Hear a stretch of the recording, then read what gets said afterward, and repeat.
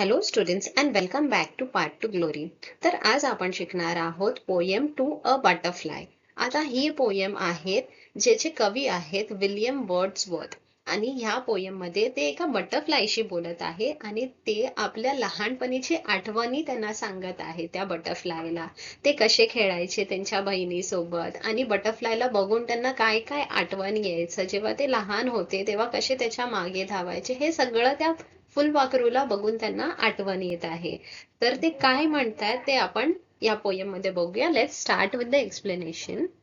Stay near me, do not take thy fly. आता thy म्हणजे जे जुनं इंग्लिश होतं त्याच्यात दाय म्हणजे योर होतं, ठीक आहे. तर ते बटरफ्लायला सांगतायत की स्टे नियर मी, तू माझ्यासोबतच थांब. Do not take thy flight, उडून जाऊ नकोस तू. A little longer stay in sight, तू जरा वेळ अजून इनसाइट म्हणजे माझ्या नजरेसमोर थांब. Okay. Much converse do I find thee. Much converse म्हणजे तुला बघून मला खूप बोलावं असं वाटतं. फाइंड इन दी म्हणजे यू, दाय म्हणजे योर.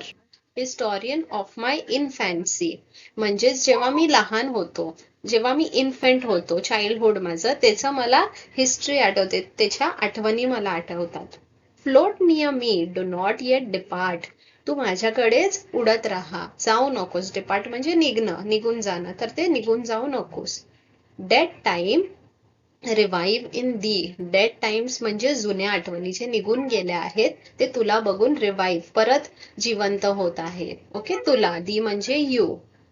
दाव ब्रिंग्स के क्रीचर ॲज दाव आर्ट. तर तू इतका सुंदर आहेस, तुझा रंग इतका छान आहे, तुला बघून जे आर्ट आहे जे खूप सुंदर वाटतं, खूप छान वाटतं तुला बघ. तर दाव म्हणजे सुद्धा तू.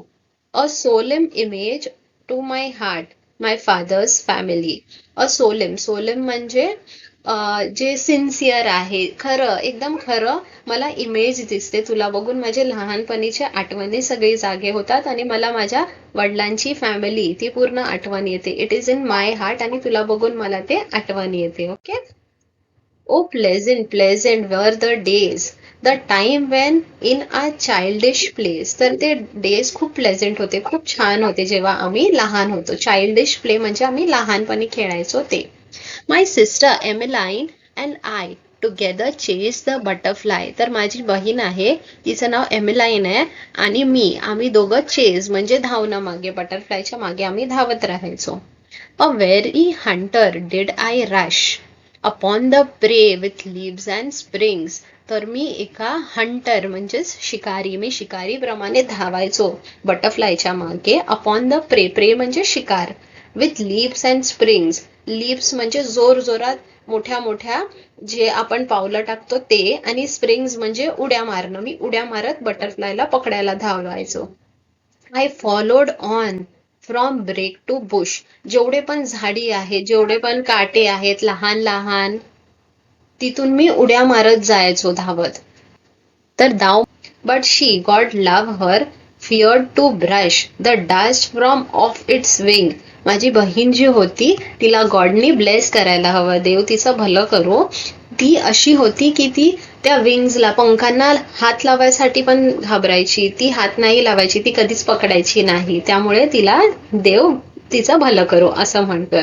तर ही एक सुंदर छोटीशी पोयम आहे जी खूप इझी आहे. तुम्हाला सुद्धा तुमच्या बालपणीच्या आठवणी येत असतील. आम्ही सुद्धा जे आपलं गार्डन आहे किंवा आमच्या घराच्या बाहेर मोकळी जागा होती, तिथे सुद्धा चतुर म्हणजे ड्रॅगन फ्लाय असतात ना, ते पकडायचो आणि त्यांच्या शेपटीला दोरा बांधून ते उडवायचो पतंगांप्रमाणे. तर तुम्ही तुमच्या लहानपणी काय करायचात ते मला नक्की कमेंट करून सांगा, मला ऐकायला खूप आनंद होईल. So thank you for being till here and let's meet in the next lesson. Bye.